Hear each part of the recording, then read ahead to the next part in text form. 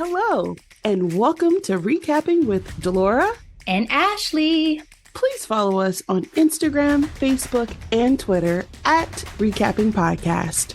Also, rate, review, and subscribe to our show on your favorite podcast platform. We're on all the things. We want to hear your thoughts on the movies and shows we review. Leave us a comment on Apple Podcasts or our YouTube channel, and we will read them during the show. Or reach out to us on social media. We love talking all things entertainment and pop culture with you. Thank you guys so much for listening. Thank you. All right, Delora. Hey, peeps. We're back for another recap. Hello, hello. I teased this at the end of our last episode, but we are headed to Italy yet again, this time Capri, for another Simple Favor 2025 sequel to A Simple Favor starring Blake Lively and Anna Kendrick. This is currently available exclusively on Prime Video. Quick summary: Stephanie Smothers agrees to travel to Italy to be the maid of honor for the devious and cunning Emily Nelson. However, she soon suspects Emily's goodwill is part of an elaborate plan for revenge. This is once again directed by Paul Feig. Cast: Anna Kendrick, as I mentioned, as Stephanie, Blake Lively as Emily, Michelle Morone as Dante, and Henry Golding as Sean. Reviews: bit rough. 62% critic score, 38% audience score, and 44% of Google users gave this a thumbs up. A bit lower than the OG story. Delora, what is your grade for Another Simple Favor?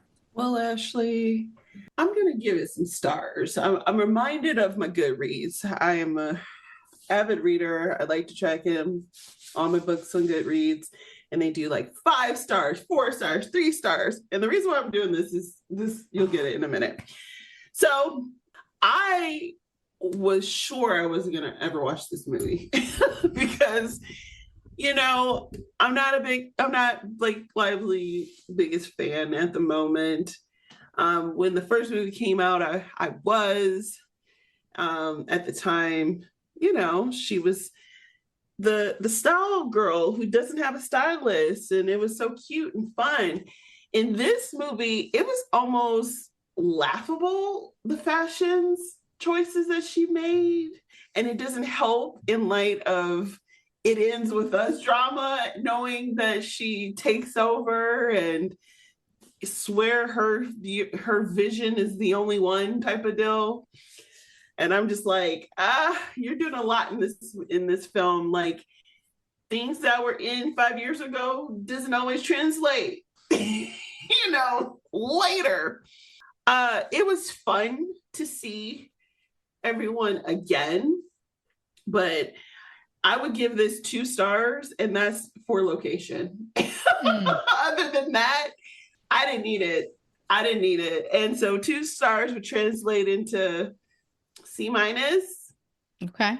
I'm in the ballpark with you. It's a C for me. This was one that I loved the original film. I've watched the original film multiple times. And I remember thinking when they were coming out with a sequel, like, where is there really to go? Because Why? Right? For those folks, I'll go ahead and start my spoiler alert now. For those folks who have not seen the original film, essentially Emily and Stephanie become friends because their sons are in school together. They don't have anything in common, really. Emily's chic, PR executive for a fashion house, and, Stephanie's a mommy vlogger. And essentially, Emily asks for a favor for her to pick up her son from school, and she goes missing for days. She starts helping out with her son, with her husband, trying to figure out what happened to her. Turns out Emily is not exactly who anyone thinks she is. Her real name is Hope, and she has killed her twin sister, Faith, and faked her own death to claim millions in life insurance. And at the end of that film, Emily goes to prison for killing her sister, for killing her father, for attempting to frame and kill her husband, Sean. And it was messy. And this is not to say Emily's the only bad guy, because if I'm honest, Stephanie wasn't ish. She moved in on Emily's husband real immediately after quick, that funeral. real quick. Moved into their house, was cleaning out my girl's closet. She wouldn't have even been She cold in the said, ground. "We are mourning together under the sheets." Scandalous. So the thing about the first one though was it was the unknown. We didn't know what we were getting into. It was, it was a thriller. It was fun. And with this one, I was thinking like, where are we going? How are we going to get Emily out of prison? What's going to happen? So I knew I was going to watch it just out of curiosity, but the story is not the strongest to me, and it's not a farce the way I feel like some sequels are, but it was almost like A this caricature. hardening of Stephanie and this softening of Emily that I didn't really understand based on the first film. I um get that. I yeah, I felt like they thought they were camp because like even the words were pretty abrasive. Like, oh, it's a lot of jabs to your face, right? yes, But I felt like I'm like maybe the kids are gonna love this 10 years from now. It'll be a cult classic or something, but it's not translating well now at all.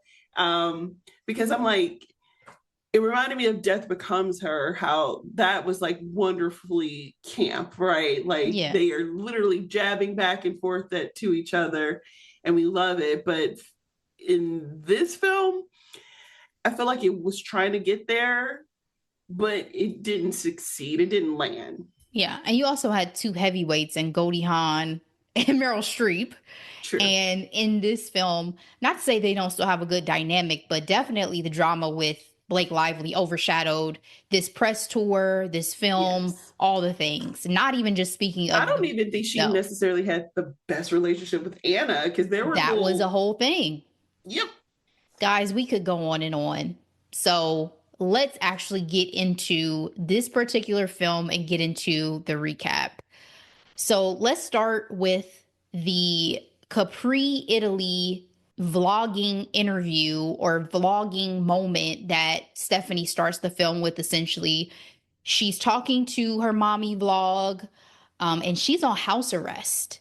And she's proclaiming her innocence and killing Emily's husband. We have no idea what's going on. We have no idea why, but it's a similar setup to the original film where we started also with Stephanie on her vlog, and then we go back in time to kind of what led to those events. So we flash back to days prior to explain. Since the events of the first film, Stephanie is about to release a book she's written. She's now a true crime author. She was also doing true crime as a part of her vlog. And she's written about the events with Emily called A Faceless Blonde. And everybody, including her publicist or whoever, seemed nervous about her book sale. She's not doing that well. So at the reading, guess who pops up? Good old Emily, somehow released from prison on appeal. Everybody seemed both nervous, but also very, very, very excited. My thought about this is culturally, we are sick because this woman went to prison for killing her sister, killing her daddy, trying to kill her husband, but Lord, she's fabulous, and this is going to help generate buzz. Yeah, she was showing up like Jacob Marley, Marley from A Christmas Story showed up in chains. Yeah, this is where the fashion choices was like, oh my goodness, she's showing up in Louis Vuittons, looking like she's in striped Jill attire, but it's like I don't know if it's doing what you think it's doing, but she's a blonde white lady who's attractive. Of course, people are going to care about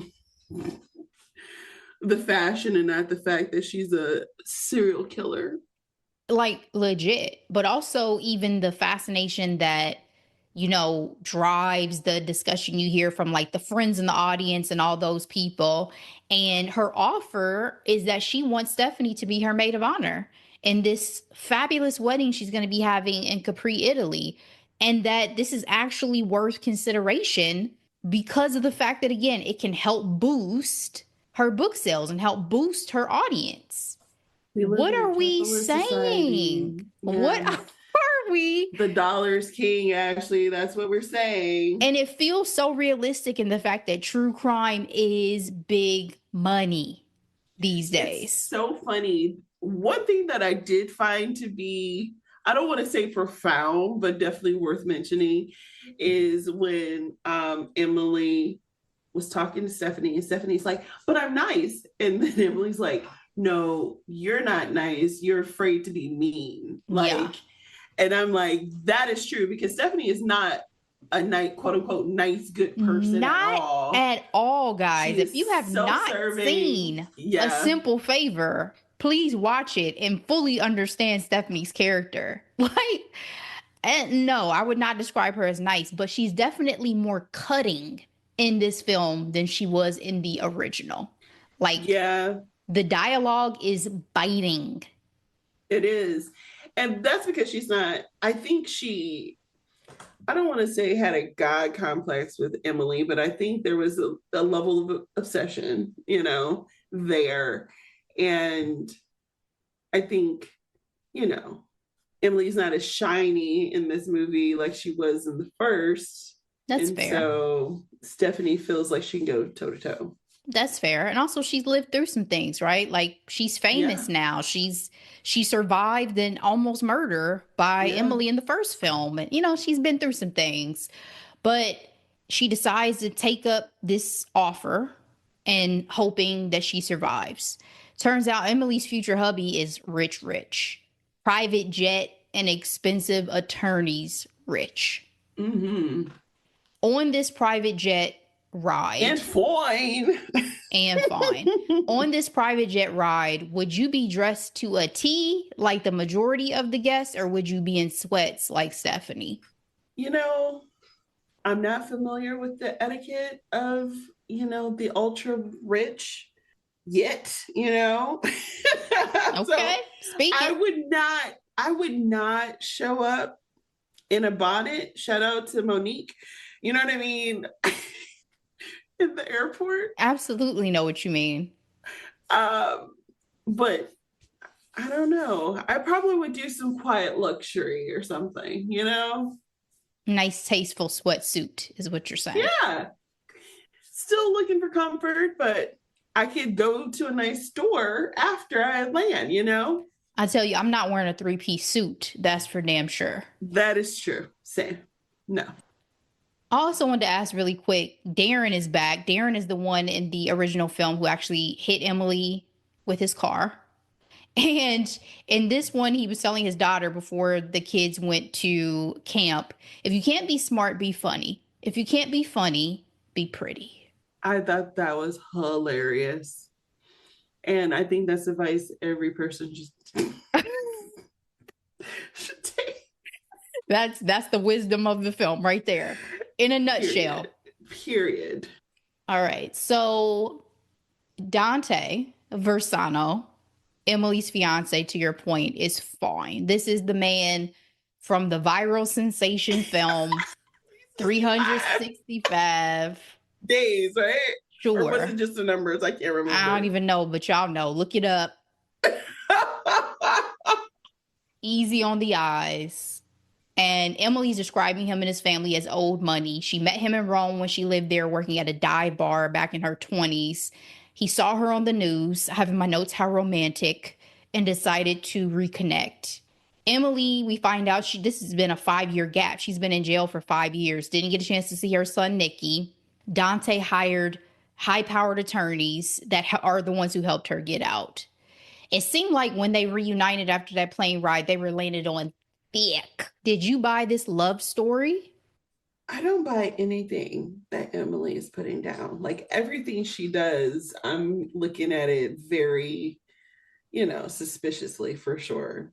I'm not going to lie though, speaking of the plane ride, for this to be, a luxe plane or jet, I did expect fewer people. I was shocked. I was like, this is a full ride.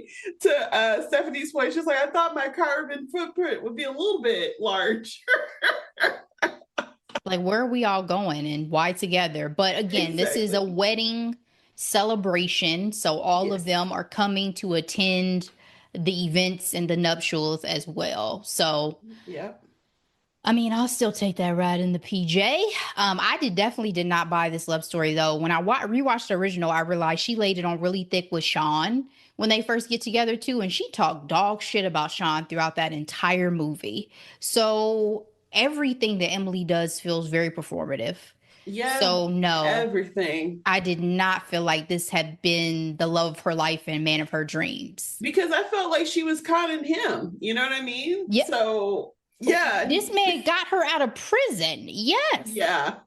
It's all advantage in her Yeah. case. Absolutely. And then Sean, quite bitter and drunk these days, shows up with Nikki, who is quite grown. Same kids, guys. Same kids from the original, which I actually loved. Yes. They are in town by court order. Okay. Drama, drama, drama. It was so funny when Emily scolded him for being day drunk. I'm like, the woman who likes a stiff, dry martini all day, Exactly. every day is suddenly reformed. Okay. I did hate the deterioration of the husband's Yeah. Sean. character, Sean. I mean, he Yeah, was that never the best, but yeah, it was rough. it's also it's Henry Golding. So it's hard to I see Henry Golding know. I know. from Crazy Rich Asians love. Where is the second movie? I mean, what they say, yesterday price ain't today's price, because that was filmed by the great John M. Chu. So Yeah. We may get it someday. I think they were also working on a series. So honestly don't know what's going to become of Crazy Rich Asians, but it definitely deserves more of its IP to be put out to the masses. If not, I'll just have to read the books. But this group does not play around about phones. This was a big thing, even the original film, Emily not wanting her picture taken, and apparently she's marrying into a family that yes. agrees. Yep. Along with their rivals, Dante and the members of his family, as well as the rival family, are in a truce. So essentially, they're saying, yo, no photography, no videography. Seemed like they were mob families, if we're honest. That was my very first Seem thought. like absolutely, absolutely. Kind of But confirmed later, but yeah, Dante's mom, Portia, brutal. brutal. But she also was real though, because what do we know of Emily? Truly, and this man got a lot. I mean, everything from obviously his wealth, but the secrecy that's needed for that. Like, who is this woman? I don't think anybody's dream is for their son to get their wife out of prison. Uh, Who? True I don't that. think that's any mother, future mother-in-law's vision. And then to also be fair, like they are Italian, they live in Italy, that's their lineage. Emily's just some American girl out here that he then plucked out the streets and brought over into this dynasty of a family. And they're rich. Rich people don't play They about who don't. they let into their inner circle. Yeah. So it makes Um, sense. Random note, I actually enjoyed Stephanie's dress during this like brunch thing. I thought she looked super cute. She did, but why the bow? Like, I'm so over bows. Yes, I don't know why they're trying to make bow for grown women a thing, but I think kind of plays up into her, put together, type A It fits personality. for the character in that even though she's grown, she always is supposed to have this slight bit of innocence. She had the Yeah, socks. She's had like multiple wardrobe choices that kind of show that, she has an innocence and childlikeness about her as well.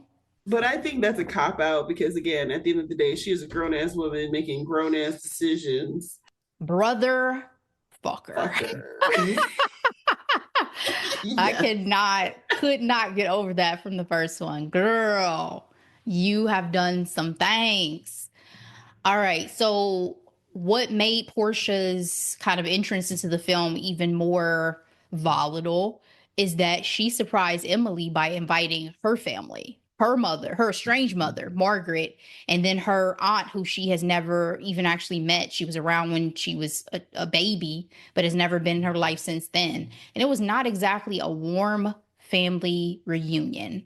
Emily was making threats about tossing Stephanie off a cliff after this because she was just obviously going through it. Were you concerned for Stephanie's life? Like, did you feel that Emily was really a threat to Stephanie on this trip? Absolutely. I have no idea why Stephanie agreed to take this trip.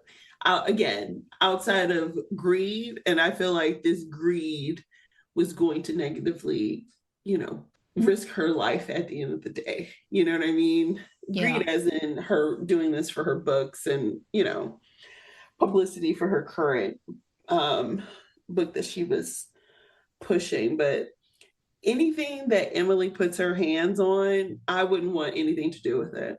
Yeah. Stephanie kept asking Emily, why am I here? I'm thinking, like, girl, do you know why you're here? Because that's the Exactly. better question. You have free will. You could have left at any time.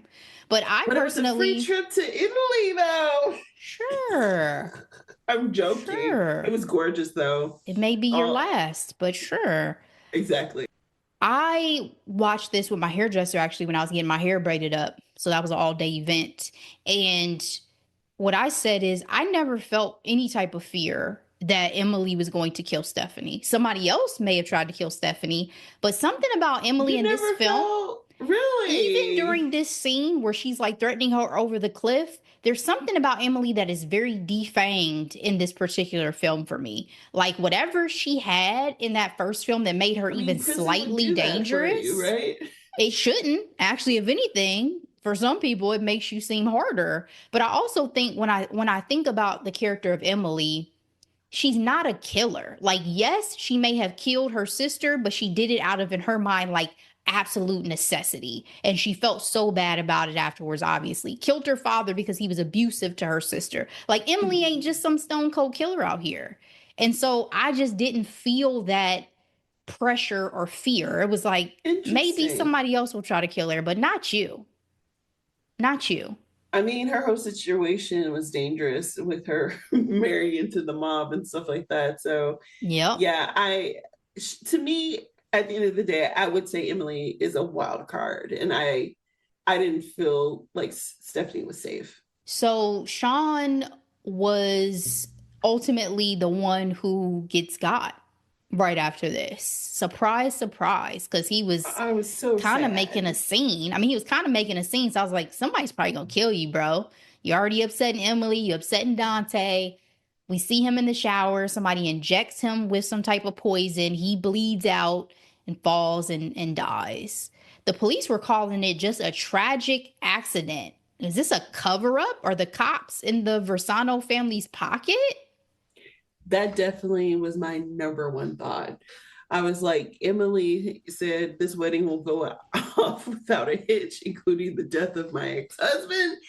And we're gonna figure this all out once this wedding is over. Again, my thoughts going into this wedding is like Emily is conning this man because he got money. I don't know what she's doing with Stephanie, but I don't trust it, you know? And so the fact that there wasn't a pause, I mean, I feel so sorry for the baby boy. For I Nikki. mean, Yeah. what do you mean? I'm at my mom's wedding and my dad is no longer with us and we're still moving on with the wedding. What?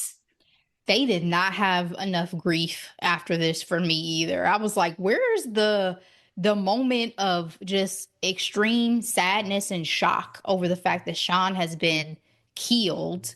Right. And he's gone. He's dead. You said you felt sad about it. I saw it as inevitable, but I also noted that he was pleasuring himself to Stephanie still. I was like, sir, Yeah. are I you mean, okay? he didn't get far. He was frustrated. He was frustrated, but it was also like, I wish I could better understand what has been happening with him since the events of the first movie. It's been 5 years. It does not seem like Yeah. he's had peace. None at all. Yeah. So yeah, that I like I said, I was kind of sad to see how they what they did with his character. Yeah. An FBI agent who seems very, very bad at her job and could Girl, never have actually made it through Quantico, has been following Stephanie. Turns out Aunt Linda is up to something. She'd actually been around the corner from Stephanie's book signing with someone who appeared in photographs to be Emily. To your point, the show must go on, and we are at the wedding day. Give me your thoughts on that wedding dress, kind of pantsuit with a long cape, and Dante burning up that prenup at the reception. well, I was thinking about that. The dress, like, oh my goodness, how does this rank when it comes to wedding gowns? I'm pretty sure Crazy Rich Asian is up Takes there in the terms of gate. gorgeous, gorgeous gowns. This was nice. This was noise channeling Tiffany Haddish. I didn't like the bloody cape, but I felt like it was on theme for Emily for Yep. sure. And in terms of him burning the prenup, I'm like, what is she doing to this man? What voodoo does she got, you know what I mean? Like, Yes. When you watched it the first time, did you feel like Emily was acting weird? that's a great question. No, I didn't. It didn't cross my mind. I did. I remember my first thought when Stephanie tells her, you look lovely. And she was like, do I? I was like, who the fuck is this? Because that is not a Emily Yeah, reaction. it's And then it's at the definitely a reception, she seemed kooky. Like she seemed out of it. And I'm not lying, guys. I'm not saying this because of how this would inevitably turn out. I remember thinking, Emily is being so weird. Is she on drugs? Is she okay? She did not seem like herself at all to me. At least what I had come to know Emily to be. yeah, I didn't pick up on it the first time. I didn't notice odd behavior in that way. So after Dante burns up this prenup and while we're at the reception, he gets into an altercation with somebody and he is shot and then blown up. Crazy. In my notes, I said, it's dangerous to marry Emily, clearly. Clearly. I mean, how many hours before he got A couple. He had a couple. That's all. Somehow the finger gets pointed at Stephanie after we kind of run down the list of, oh, it can't be Emily. Oh, it can't be his rival. This is when I knew this movie was going to be garbage because what motive does Stephanie actually have to this man that she just met? Exactly. It makes zero sense. Y'all came out of left field on that one. Well, it's really about to take a turn now because, again, as I said, Emily's been acting weird and she suddenly shows up like the bride of fucking Frankenstein and is trying to frame Stephanie for Sean and Dante's murder. Stephanie notices that she has a tattoo on her arm that Emily does not have and that she clearly is not really Emily.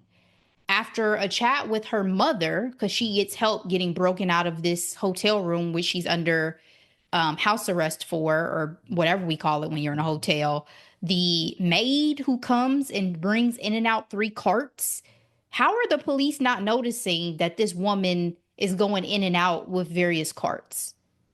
That did not make sense to me. And then this whole hotel arrest, that hotel room was gorgeous. If you told me I had to be holed up in a place that looked like that, I'd be like, oh no, really? What? Well, y'all not taking my passport. Where's the US Embassy? Y'all not just taking my passport. Where's my representative? I agree. But yeah, nothing about this movie was serious. Yeah. Seriously. Absolutely nothing. Seriously, because then Stephanie goes and has a chat with Emily's mom and finds out, girl, the triplet that Emily and her sister, her twin sister, had thought had died in childbirth is in fact alive. Aunt Linda stole that baby and had been using her in her crimes for years. This entire movie is a telenovela. Basically. Basically. Because Aunt Linda came here to blackmail her niece for Yep. $20 million because, again, talking about whether this love story between Emily and Dante was real, it's not. She was his beard. He's actually in love with his rival, the head of that other crime family. So they were just really, really good friends. She was doing him a favor and they were going to keep it moving. Charity is insane. When Aunt Linda said the thing about she was better off with me than she was with you before she smothered her sister, Yeah. I was like, we have to reevaluate which is the bigger of two evils. Well, Sure, it's so funny because at first I was actually willing to believe it, but that's before we met Charity. And then you realize Charity is off her fucking rockers. she is nuts. Like, sure, Emily killed her sister. Sure, Faith was a drug addict. Sure, they killed their daddy.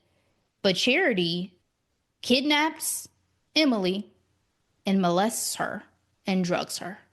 Again, on the floor, how I feel about this movie. Like, I didn't ask for any of this. I feel violated. Absolutely not.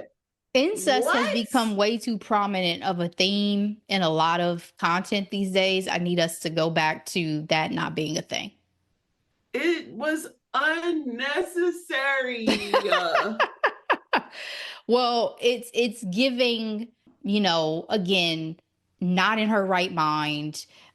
Clearly was infantilized to a certain extent because she's able to like play enough to like act, but she's very kooky and like odd in her general behavior and doesn't seem like she was kind of able to have a normal social life as a human being. So it's like I almost mean, like she was was too she busy locked? assisting But also did she killing like lock people. her in a closet in the meantime? Do you know what I Yeah, mean? she wasn't socialized at all. Yeah, like Yeah, she could not have been around people to the extent of any normalcy. You must have just locked her in the attic and then taken her out to play on occasion. To your point, she's been the one murdering everybody. She murdered Dante. She murdered Sean.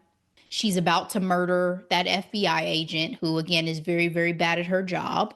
And Dante's mom was about to kill Stephanie on the side, really thinking that Stephanie had something to do with this. But even come to find out when she used truth serum on Stephanie and she said, I ain't had nothing to do with this, she was still about to take her out.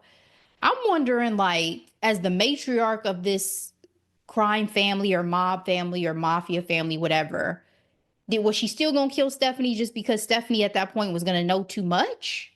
probably. At The this girl was rate, innocent, she was, but the mother wanted blood.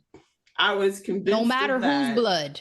At this rate, her son is gone. Absolutely. Well, Emily rescues her, and in the grand finale, Charity and Linda have Nikki drugged and at gunpoint, planning to replace Emily with Charity in the Versano family. But what Linda did not account for was Charity's quote unquote feelings for her sister. So she shoots Linda, pushes her ass off the cliff. She hits every single rock on the way down. Not every rock. To be honest, I felt like she was falling quite quickly. I was like, "Ooh, that's a quick fall." But You when she know, looks back and she's like, she'll be okay. I thought Charity was next, but apparently not. I think Emily had killed one too many sisters and did not want a repeat of what happened in the lake. So instead, she convinces Charity to assume her identity and go to prison for these murders. Even her mother, the one she did not actually commit. And Stephanie gets her book sales with a riveting sequel. Yay! Not sure that was worth it, but okay. The simple favor this time, just raise Nikki, please. Just raise my child because I'm not going to be able to do it. We both know that.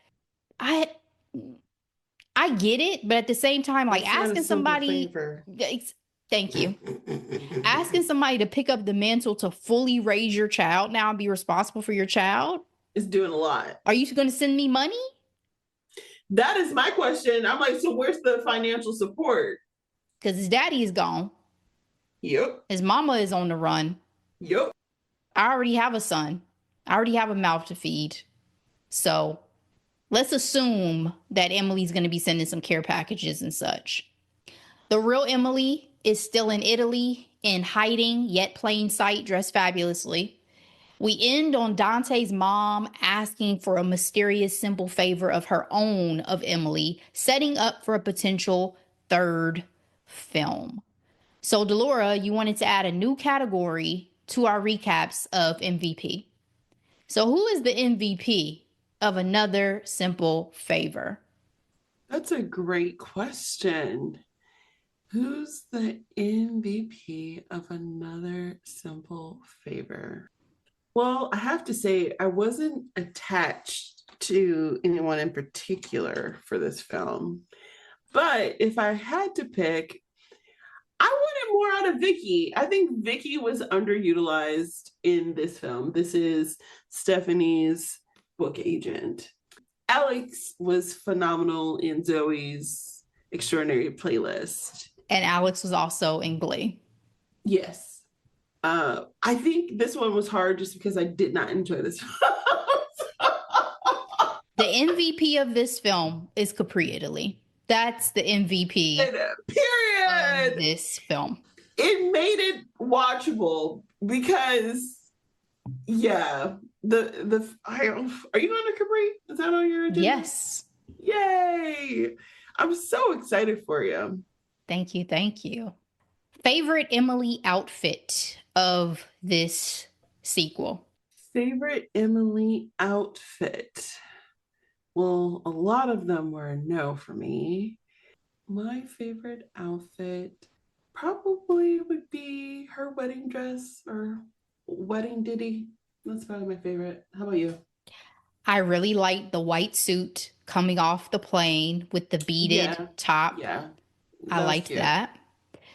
That flower top specifically at the engagement party, I really, really liked. The teal. Yeah.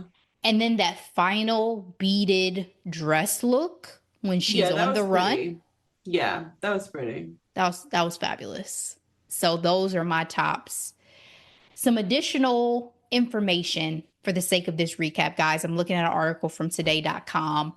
Director Paul Feig opened up about how the film deviated from the sequel's original script, in which Emily's fiance was more of a bad guy. And he had staged his own death and had to go on the run because Emily was like, they're going to kill me. He set me up to look like I killed him. So the original idea was a bit more of a caper.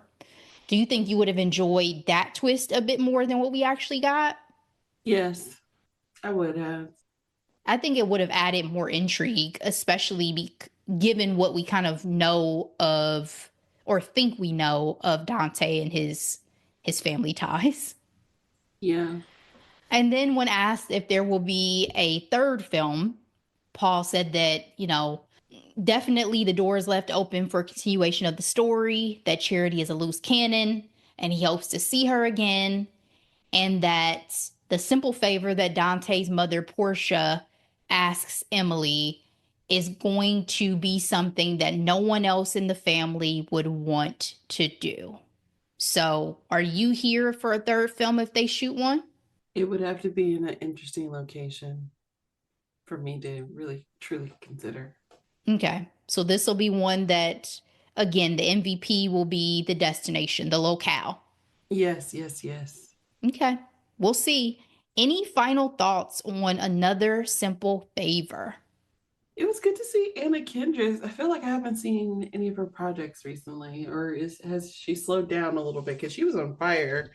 Well, she's been going behind the camera too. Did you watch the one film that she brought to Netflix about the lady who was on the dating game and almost went on a date with a serial killer? Was it The Woman of the Hour? Yes. No, I didn't see it. Was it good? it was, I mean, it was interesting to me because it's based off a true story. Again, talking about true crime that It's highly actually rated. happened. Okay. Oh Lord. She got a Hmm. she got a praying grandmama. Well, she also had intuition because the real life lady said he creeped me out. So I did not go on the date. Like I could tell something seemed like it was off about him. So That's real. good Whoa. intuition there, girl. Absolutely. And my final thoughts, I can't believe we did this movie after everything that Ms. Lively has been doing in the freaking. I mean, I feel like I can't trust her. You know what I mean? Like I feel like I'm looking at her side eye, but it was so funny because while I was watching the film, I kept thinking to myself, I can't believe she's moving forward with it, but then she's not a likable character in this movie. So I don't know if this kind of plays into it, therefore let's go ahead and release it, or I don't know, but I don't think she's that smart. So I'm not gonna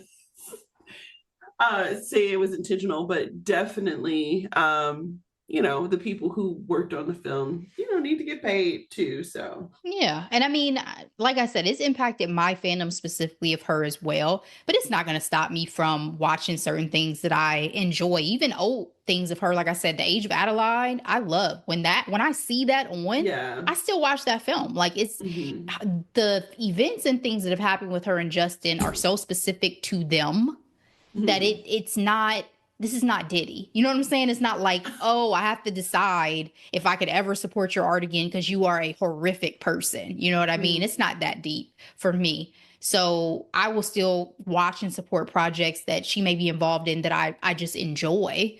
But I am curious once they go to court as to kind of how many more skeletons will fall in terms of the way people If they have. go to court, I hope Yeah, that they it can could get settle. settled, but in terms of how people describe her and Ryan and all these folks, because they're already supposed to be coming out with some information from folks who worked with her at her lifestyle, whatever called Preserve, and how it was a toxic work environment and all this stuff. So the chips may continue to fall, but I'm sure she'll be fine.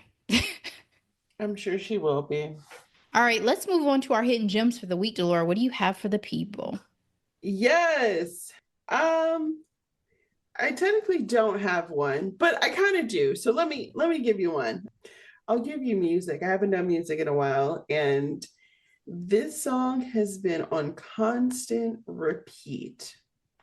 And it's called The Only Love We Know by Naomi Sharon.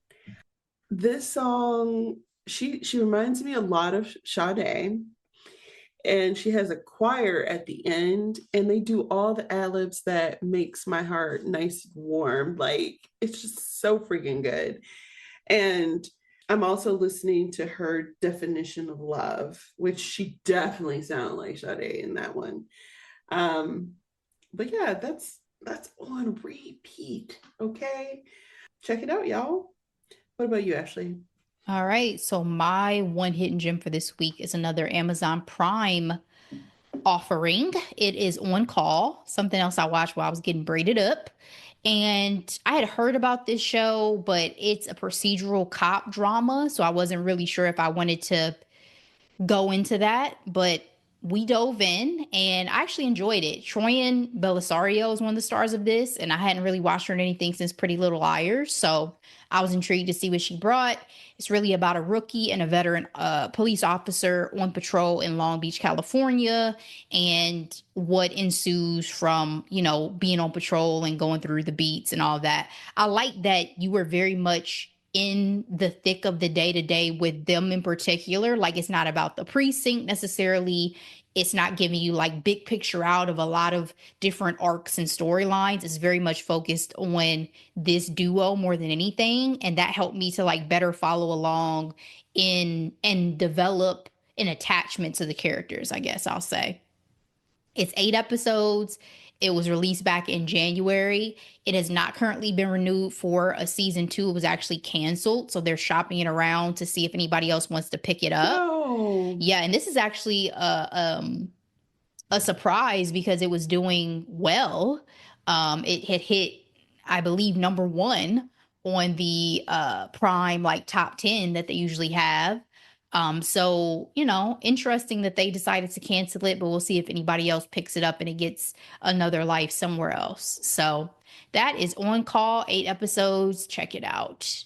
And that is it. That is all, guys. We will be on a little bit of a break because I'm not joking. I actually am in Italy when this episode drops. So when I Ciao, Bella. yes, sipping on some wine, baby. So when I get back, Delora and I will keep rolling. We're looking forward to having more content that is released from the Dayton Black Women's Film Festival as well. So you can look forward to that. And you guys share this episode out. Enjoy this episode with everybody you know. We so appreciate it. We will be back. But in the meantime, as always, be blessed. Bye.